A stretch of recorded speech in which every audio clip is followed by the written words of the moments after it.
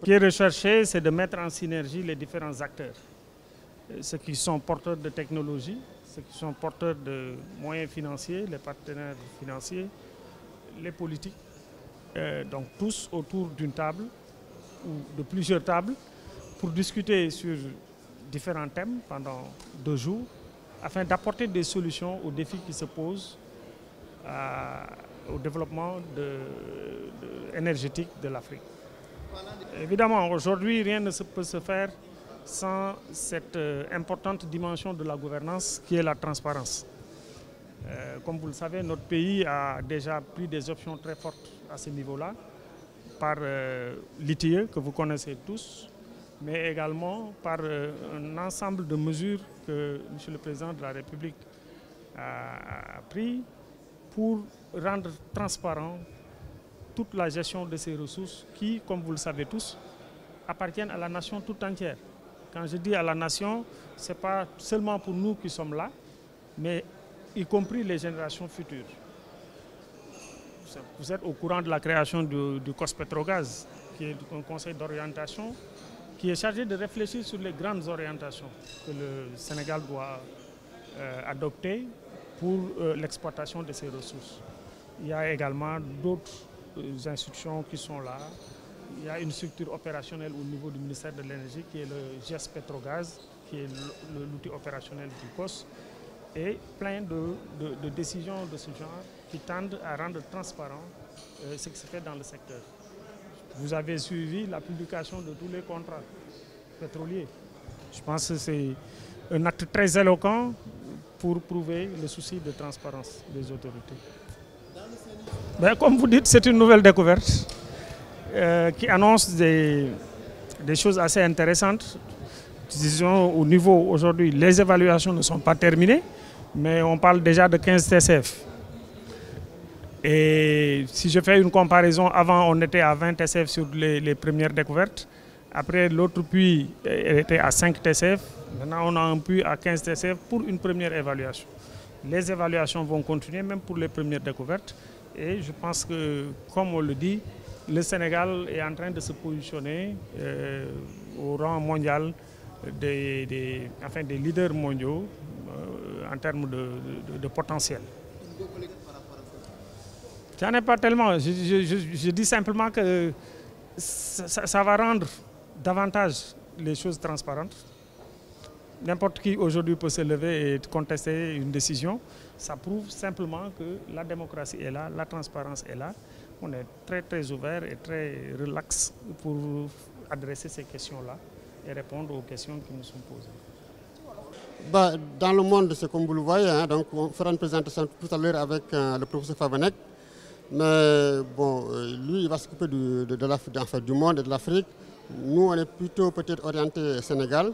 Bon, le Sénégal, comme vous le savez, l'actualité, c'est l'amont pétrolier avec les découvertes. Mais nous, en fait, on est pour l'énergie en global. Donc, on parle là de l'amont, on parle là de l'aval, la raffinerie, les stations-service, la distribution. On parle là aussi de la formation professionnelle, parce que c'est un atout important. La deuxième journée, on parle là de l'électricité, tout ce qui est énergie renouvelable, tout ce qui est mix énergétique. Voilà, on va parler aussi de local content, c'est le contenu local. Quand même, il ne faut pas qu'on oublie les populations, que ce soit les élus locaux, les populations à la base, ils ont le mot à dire. Bah, ça c'est sûr que les produits sont pertinents. Bon, c'est vrai qu'il y a toujours des améliorations à faire, mais je pense qu'avec le PSE, avec le COS-Petrogaz, avec Petrosen, tout ça, on a quand même de quoi bien développer l'énergie. Bon, pour l'instant, on n'a pas encore commencé. Vous savez, les gens sont un peu en avance.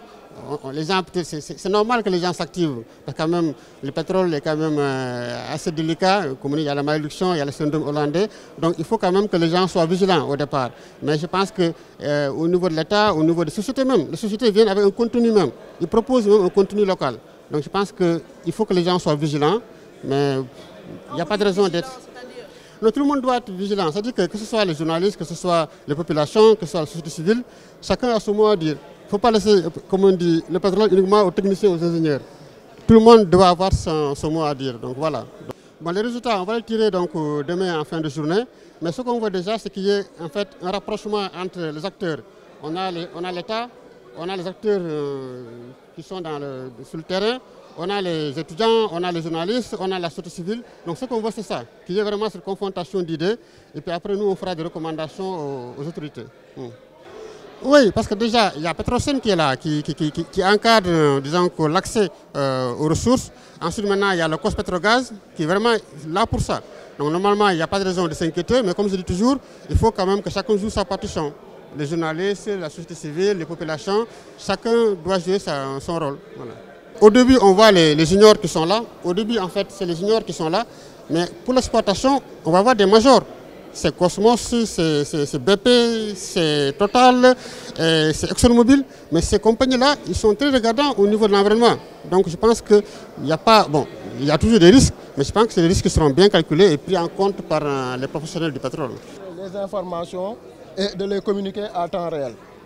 Donc si on veut aussi agir à distance, on peut couper par exemple le client ou bien visualiser la courbe de charge et toutes les informations au niveau du compteur.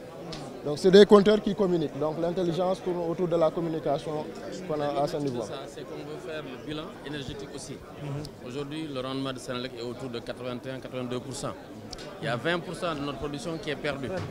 Si on installe des compteurs chez les clients et qu'on les récupère à travers le concentrateur et qu'on l'envoie à la plateforme, on pourra savoir dans quel quartier il y a de la fraude. Au lieu d'aller dans tout le Sénégal, on ira directement chez les clients qui font de la fraude.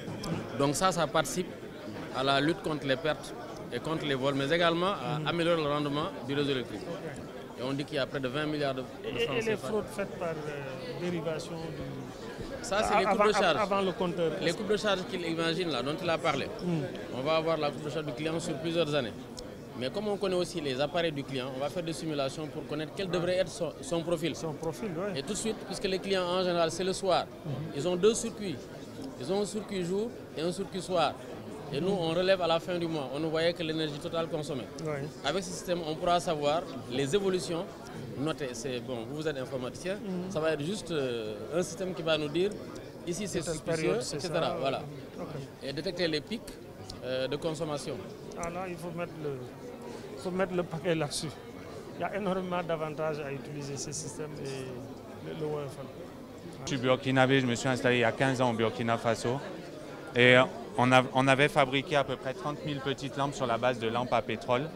Et depuis 2 ans, on est associé avec le groupe familial en France et on a industrialisé la fabrication de ces lampes-là. On est en mesure de produire entre 5 et 10 000 lampes par mois dans notre atelier au Burkina. L'idée, c'est d'installer des unités de production un peu partout sur le continent pour rapprocher la production de l'utilisateur. L'importance pour nous, c'est la deuxième fois que nous participons à ce salon. C'est une société de droit sénégalais. Il est important de participer, de voir comment on peut accompagner ces entreprises étrangères ou sénégalaises pour être compétitives. Et surtout que depuis quelque temps, avec la politique de l'État du Sénégal, ils insistent beaucoup dans le contenu local. Donc en tant que structure sénégalaise, de droit sénégalais, 100% sénégalais, d'apporter notre expertise. Voilà un peu résumé le groupe. C'est une société créée depuis 1984. Nous avons 34 ans aujourd'hui. Oui. Ne pensez-vous pas que le système devrait s'inverser chez vous, le type d'offre de service que vous devez mettre sur le marché? Je pense au positionnement sur l'aval offshore. Nous avons déjà anticipé avec une branche qui est agréée pour l'assistance maritime de tous les navires qui vont dans les plateformes offshore pour les relèves d'équipage, pour l'avitaillement, pour la distribution. Donc ça, nous avons déjà anticipé. Donc nous sommes en amont et en aval. Voilà. Donc, tout à fait. Il y a beaucoup d'opportunités pour lesquelles nous pensons que les entreprises sénégalaises devraient se positionner. C'est vraiment dommage que ce soit fourni par des entreprises étrangères. Okay. Mais nous, en tant que structure, merci beaucoup. Merci beaucoup. Merci beaucoup. Merci.